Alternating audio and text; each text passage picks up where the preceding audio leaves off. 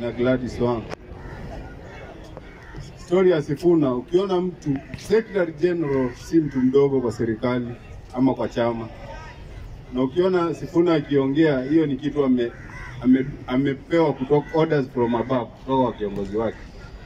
So Raila anajaribu kutumia Sifuna ndio Sifuna afikishe ile message yake, kwa sababu ingekuwa ni Sifuna anaongea maneno yake kutoka kwa akili yake, angekuwa ameshatoka kwa chama cha ODM.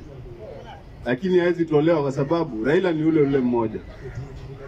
Na I think Sifuna yeye haizi ongea maneno yake. Sifuna ni kutumwa, anatumwa na anafikisha ujumbe wenye ametumwa na Raila.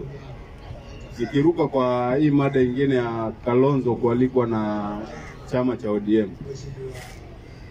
Kwa sasa hii mahali imefika, serikali imejaribu kuvuta Kalonzo kutoka Raila ingie kwa serikali.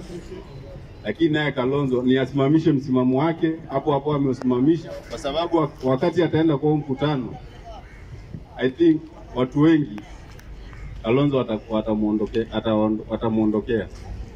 So sasa ni Kalonzo asimamishe msimamo wake mahali yuko, na alikuwa wakati wa ODM, lakini sasa yuko kwa ODM. Sasa yeye ni party leader wa chama kingine. Kwa hivyo kuenda kwa huo mkutano ni kama ile chama yake anataka iishe ndio aanze na maneno ya chama kingine. Story ya rais kualika watu State House, hiyo ni pesa wananchi inaendelea kutumika, na pesa anataka kutumia wananchi vibaya. Na State House ni kwa kila mtu. Mtu akialikwa, hata sasa hii wanachama mkialikwa State House utakataa.